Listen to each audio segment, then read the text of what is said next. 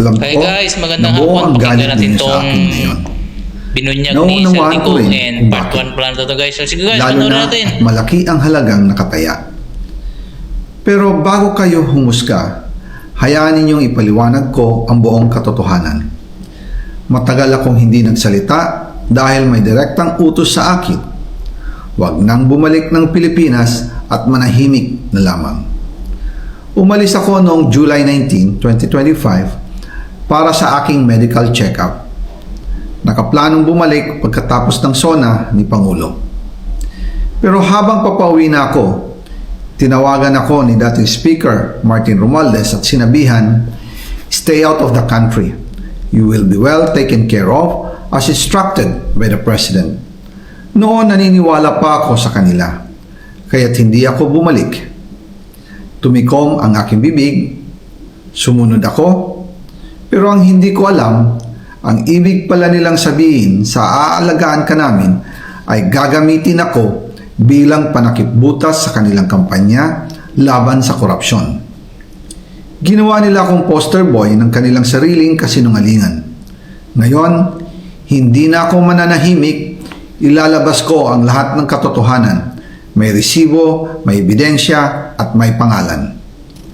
Nagsimula ito nung tumawag si Sekmina Pangandaman sa akin nung nagumpisa ang BICAM process last year, 2024. Ang sabi niya, katatapos lang ng meeting nila ni Pangulo at may instructions na mag-insert or magpasok ng 100 billion worth of projects sa BICAM. At sinabi pa ni Sekmina, you can confirm with Yusek Adrian Bersamin dahil magkasama sila sa meeting ni Pangulong BBM noong araw na yon. Tinawagan ko po agad si Yusek Adrian Bersamin at tinanong ko kung may instruction nga ba ang Pangulo na magpasok ng 100 billion during their meeting. Ang sabi niya ay totoo nga po.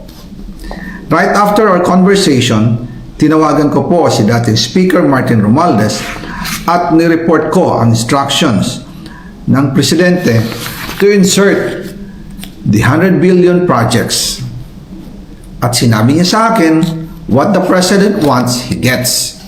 After ng ilang araw, nag-set po ng meeting si Sekmina Pangandaman at Yusek Adrian Bersamin sa amin ni dating Speaker Martin Romualdez sa Aguado Building in front of Gate 4 ng Malacanang at nandun din po si Yusek Jojo Cadiz. During the meeting, binigay po ni Yusek Adrian Bersamin ang listahan na worth 100 billion. Tinanong ko po si Yusek Adrian kung saan galing ang listahan. Ang sagot niya, galing kay PBBM mismo at binigay niya ito mula sa brown leather bag.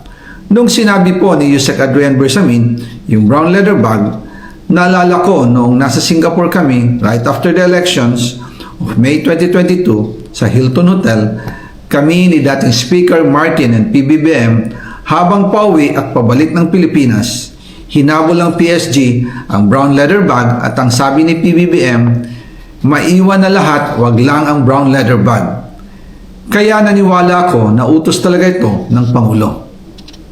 Pagkatapos ng ilang araw, I informed sina dating Speaker Martin Romualdez, Sekmina Pangandaman, Yusek Adrian Bersamin, and Yusek Jojo Cadiz na kung pwede 50 billion lang ang ipasok sa program funds dahil so sobra ang DPWH funds versus sa DepEd. In practice, hindi pwede na mas malaki ang budget ng DPWH kaysa edukasyon. And yung balance na 50 billion, ilagay na lang sa unprogram funds for the 2025 budget. Dahil Office of the President din ang nagre-release ng lahat ng unprogram funds. Pagkatapos ng isang araw, tinawagan ako ni Sekmina at sinabi ang mensahe ng Pangulo. Ipasok ninyo yan dahil pinangako na sa akin ni Speaker Martin yan at hindi na pwedeng baguhin. Kumbaga, ang utos ng hari hindi pwedeng mabali. Again, I informed the Speaker and asked clearance about the instructions ng Pangulo. At ang sabi niya, wala tayong magagawa. Kaya po nagtataka ako kung bakit sinasabi ni Pangulo na hindi niya makilala ang budget. Samantalang lahat na binawas at dinagdag sa mga ahensya ng gobyerno Dito na lang ay guys pala humihingi yung part ng 1 guys. approval sa kanya Abangan natin yung part 2. si Sekmina Maraming salamat.